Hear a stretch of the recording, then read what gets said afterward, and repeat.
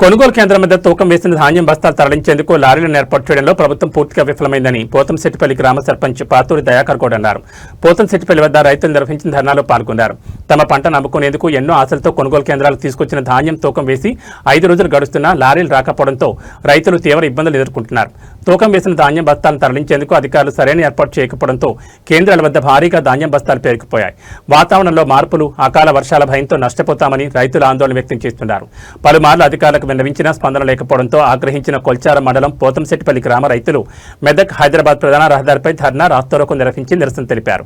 సంబంధిత అధికారులు స్పందించి లారీలను పంపించి సమస్య పరిష్కరించాలని డిమాండ్ చేశారు. సంఘటనా స్థలానికి కొల్చారం ఎస్ఐ మహమ్మద్ మొయినుద్దీన్ చేరుకుని ధర్నా చేస్తున్న రైతులకు నచ్చి విరమింపు చేశారు. ఈ సందర్భంగా సర్పంచ్ పాతూరి దయాకర్ గౌడ్, మాజీ ఎంపీటీసీ నాయని సిద్దిరాములు మాట్లాడుతూ సుమారు తూకం వేసిన 3500 ధాన్యం బస్తాలు తూకం వేసి 5 రోజులు గడుస్తున్నా లారీలు రాకపోవడంతో కొనుగోలు కేంద్రాల వద్ద పేరుకుపోయాయని, లారీ యూనియన్ వాళ్ళని సంప్రదిస్తే 17,000 నుంచి 20,000 వరకు డబ్బులు ఇస్తే లారీలను పంపిస్తామని అంటున్నారని ఆవేదన వ్యక్తం చేశారు. అధికారులు స్పందించి వెంటనే లారీని పంపి ధాన్యాన్ని తరలించాలని డిమాండ్ చేశారు. ఈ కార్యక్రమంలో రైతులు పాల్గొన్నారు.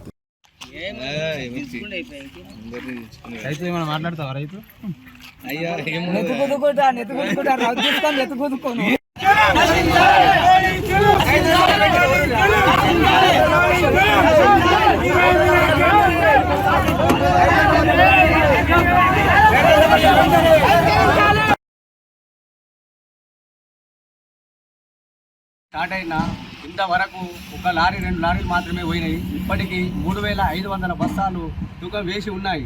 రైతులు రాత్రి పగలు రోడ్ల మీద వండుకుంటూ ఇబ్బంది పడుతూ ఉన్నారు. ఇప్పటికీ స్పందించి వెంటనే అధికారులు లారీలను పంపించి రైతులను ఆదుకోవాలని కోరుతా ఉన్నాం.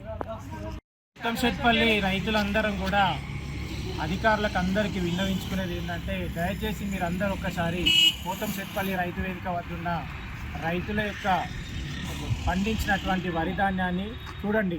ఎందుకంటే గత 4 రోజులుగా లారీలు వస్తాయని చెప్పేసి 3,000 బస్తాను నింపి ఉంచడం జరిగింది. కానీ ఇప్పటికీ ఒక్క లారీ కూడా ఇక్కడికి రావడం లేదు.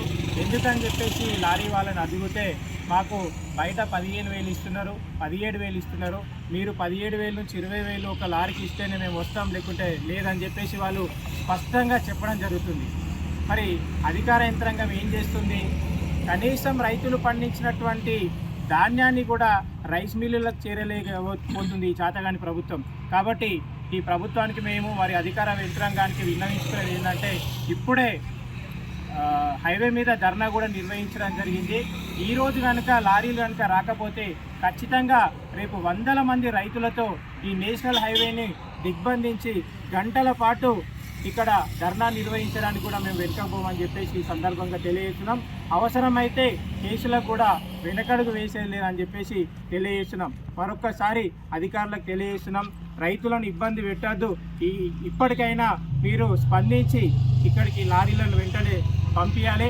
అదేవిధంగా ఏ లారీల యాజమాన్యాలైతే డబ్బులు తీసుకుంటున్నారో రైతుల దగ్గర, వాళ్ళ మీద కఠినమైనటువంటి చర్యలు తీసుకొని ఆ లారీల యూనియన్ నుంచి వాళ్ళని తొలగించాల్సిందిగా మేము కోరుతున్నాం.